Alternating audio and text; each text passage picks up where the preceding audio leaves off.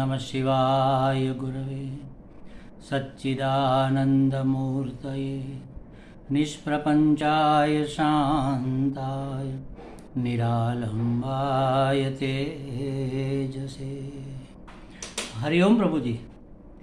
आज के इस प्रश्न परिषद में आप सबका स्वागत है। आज का प्रश्न गोंडल गुजरात से सोनल पटेल जी का है। उन्होंने पूछा है कि ब्रह्म तत्व अखंड एक रस ठसाठस है, इसे कैसे समझे। देखो प्रभु जी, इसको समझने के लिए सबसे पहले तो हमें हर एक शब्द का अर्थ समझना चाहिए। ब्रह्म शब्द बोलते ही हमारे मन में कौन सा प्रत्यय उठता है। जैसे समझो कि हम घड़ा शब्द बोलेंगे तो हमारे मन में इस आकार का एक बर्तन सामने आएगा, मिट्टी का घड़ा। तो उसी तरह हम गाय शब्द बोलेंगे तो गाय नाम का जो पशु है हमारे दिमाग में, हमारी सोच में आएगा। उसी तरह हम कौवा बोलेंगे तो कौवा नाम का एक काला क्रों क्रों करता हुआ पंछी हमारे दिमाग में आएगा, हमारी सोच में, हमारी स्मृति में आएगा। तो उसी तरह ब्रह्म शब्द बोलने से हमारे मन में क्या आता है, क्योंकि हमने न तो ब्रह्म को जाना है, न तो पहचाना है, न तो उसको देखा है, तो क्या आएगा। बस हमने अपने ख्याली पुलाव पका लिए और जो भी हमारे ख्याल में हमने निश्चय कर लिया उसको हमने ब्रह्म समझ लिया। वास्तव में ब्रह्म शब्द बृहत्वात् ब्रह्म, ब्रह्म माने जो बृहत है, बृहत माने विशाल, महान। कितना महान, ये बात हम पहले भी कर चुके हैं कि हर एक की महानता, हर एक का बड़प्पन किसी की अपेक्षा से बताया जाता है। जैसे हमने कहा था कि दो बहनें बातें कर रही थी। एक बहन ने कहा, अरे सखी, आज तो हमारे घर में बहुत बड़ा चूहा निकला, इतना बड़ा हमने जिंदगी में कभी नहीं देखा। तो दूसरी ने कहा कि बहुत बड़ा था। तो हाँ, बहुत बड़ा। कितना बड़ा? इतना बड़ा, इतना बड़ा, कितना बड़ा। चाहे कितना भी बड़ा हो, कुत्ते जितना तो हो नहीं सकता। बड़ा माने अन्य चूहों की पैरिटी में उसकी अपेक्षा से बड़ा। हम कहेंगे कि आज हमारे गांव में एकदम बहुत बड़ा हाथी आया, तो कितना बड़ा हाथी होगा? हाथियों के प्रमाण से बड़ा, हिमालय से जितना बड़ा तो हो नहीं सकता, गिरनार जितना बड़ा तो हो नहीं सकता।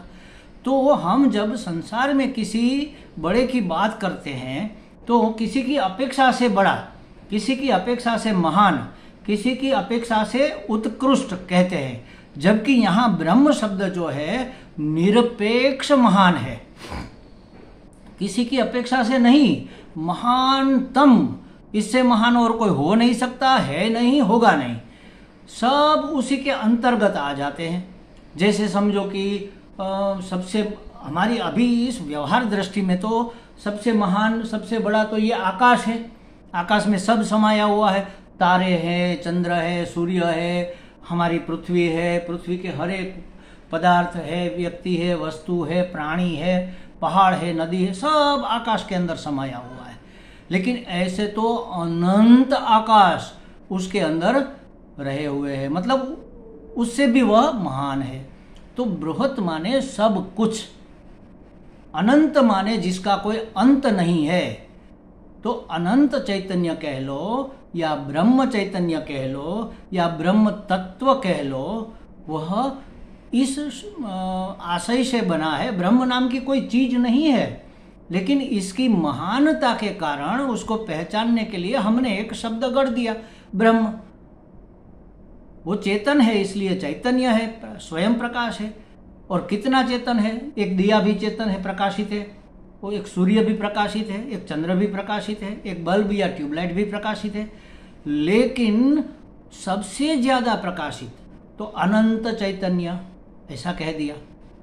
कहने का मतलब यही है कि यह हमारी समझ के लिए बनाए गए शब्द है। वास्तव में परमात्मा या ब्रह्म या चैतन्य नाम की कोई एक वस्तु नहीं है। कोई एक परिच्छिन्न चीज नहीं है। परिच्छिन्न माने लिमिटेड। अगर उसको हम कहे कि ये है ब्रह्म, देख लो ये है ब्रह्म, तो वो तो मर्यादित हो जाएगा, तो वह ब्रह्म ब्रह्म नहीं रहेगा, कटापिटा हो जाएगा। हम भी उसी के अंतर्गत आते हैं। माने कि जैसे समझो कि ये मैं हूं, तो ये कंधा भी मैं हूं, ये उंगली भी मैं हूं, ये नाक भी मैं हूं, ये कान भी मैं हूं, ये गर्दन भी मैं, सब मैं हूं। चाहे कहीं भी छुओ, चाहे कहीं भी आप दर्शाओ, तो मैं ही तो मैं हूं। ये सब मेरे अंतर्गत है। तो उसी तरह पूरी समष्टि, पूरी कायनात, पूरा अस्तित्व जिसके अंतर्गत आ जाता है उसको कहेंगे ब्रह्म। अब तत्व शब्द समझ लो। तत्व माने तत् माने वह, और उसका त्व माने पना। जैसे मनुष्य और मनुष्यत्व, तो मनुष्य और मनुष्यपना, पशु और पशुत्व, पशुपना।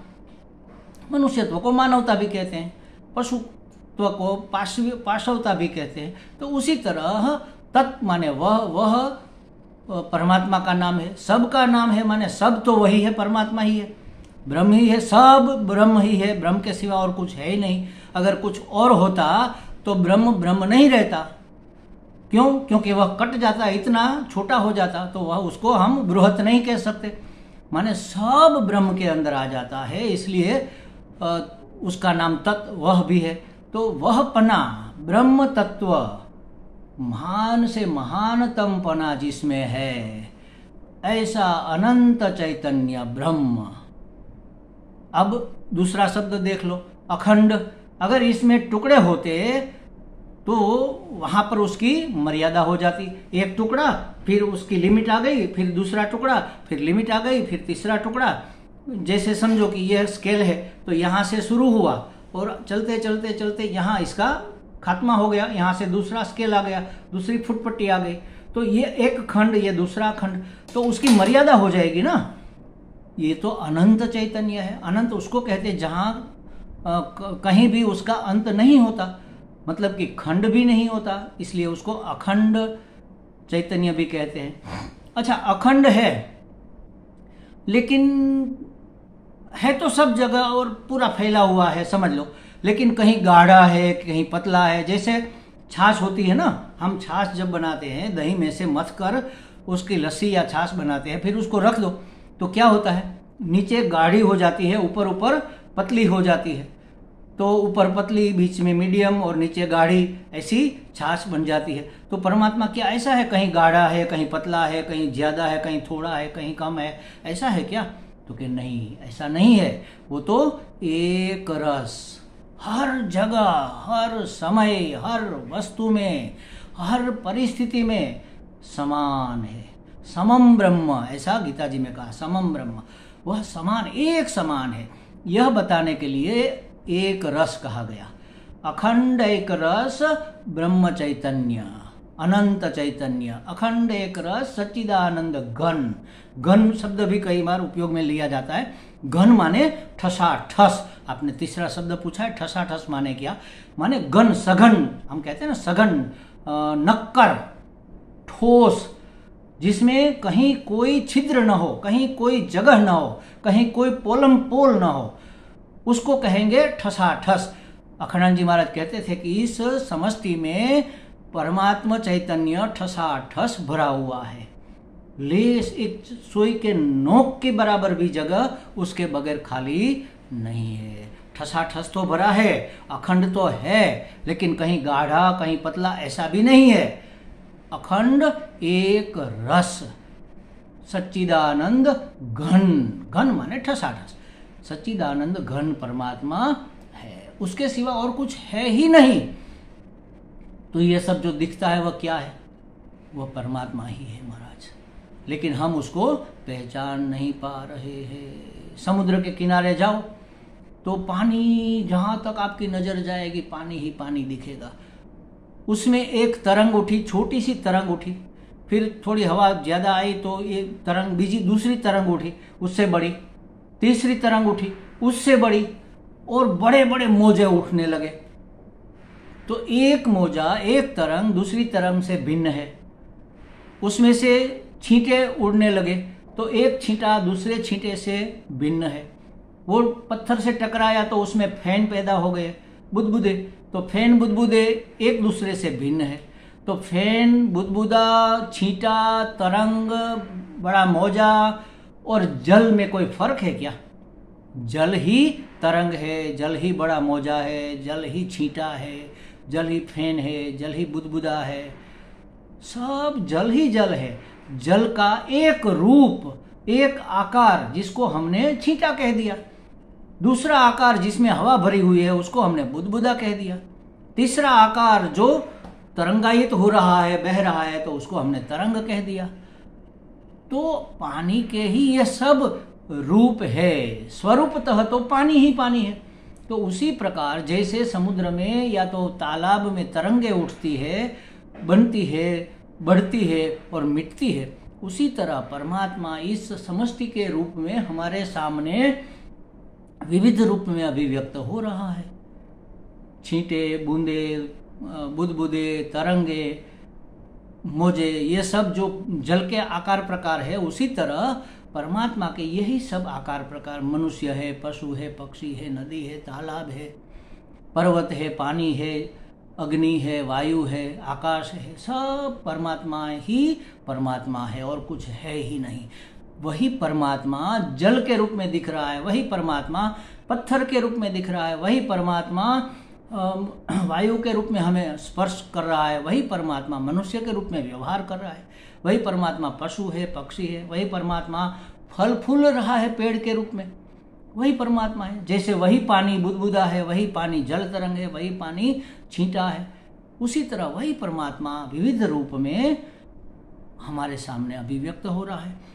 और कितना है? बस वही का वही है और कुछ है ही नहीं ना, वही का वही है। इसलिए उसको कहा बृहत, महान से महान, बृहत तत्व ब्रह्म।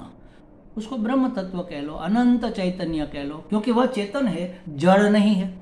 जड़ के रूप में भी परमात्मा है, लेकिन वहाँ उसकी चेतनता अभिव्यक्त दूसरी तरह हो रही है, हम उसको पहचान नहीं पाते, हमारी पहुँच से बाहर है, हमारी समझ से बाहर है तो वही। तो एक ही परमात्मा ब्रह्म तत्व अखंड एक रस ठसाठस भरा पड़ा हुआ है, वही का वही है और कुछ तो है ही नहीं। मैं और आप और मेरे बीच जो भी है सब परमात्मा है, परमात्मा ही परमात्मा है और कुछ है नहीं। उसी ने लिया हुआ यह सब रूप है, हम नहीं जानते हैं उसको, इसलिए हम भेदभाव करते हैं, अपने आप को अलग मानते हैं, मैं अलग और तू अलग। तो ये भेद का जो भाव है ना, वही हमारी समस्या का कारण है। अगर भेदभाव न रहा, भेदभाव मिट गया, अखंड एक रस हो गया, तो बस बात खत्म हो गई, सब पा लिया जो पाना था। क्योंकि मैं ही मैं हूँ, यहाँ छुओ तो भी मैं, यहाँ छुओ तो भी मैं, यहाँ छुओ तो भी मैं, कान को छुओ, मैं ही मैं हूँ और कौन है। तो उसी तरह परमात्मा ही परमात्मा है और कुछ है ही नहीं। कैसे जाने इसको? अपने आप को जानो, आप सत्य चित्त आनंद स्वरूप परमात्मा हो, अपने आप को वास्तव में जानो, अपने आप को पहचानो। जिसको मैं कह रहा हूँ वह शरीर में नहीं हूँ, उस शरीर को टेक्का देने वाला जो है, जिस चैतन्य ने इस शरीर का वेश धारण किया है, पुरुष का, सन्यासी का वेश धारण किया है, वह मैं हूँ। अभिनेता मैं हूँ, वेश धारण करने वाला अभिनेता मैं हूँ, यह वेश में नहीं हूँ। एक अभिनेता करोड़पति है, अब्जोपति है, उसने भिखारी का वेश पहना, तो क्या वह भिखारी हो गया? नहीं, अभिनेता ही भिखारी है, लेकिन भिखारी अभिनेता नहीं है। बस उसी तरह परमात्मा ही परमात्मा है, सब संसार परमात्मा है, लेकिन परमात्मा संसार नहीं है। इस रूप में हमें दिख रहा है। हमें लगता है सोनल जी को कुछ स्पष्टता हो गई होगी। हरि ओम।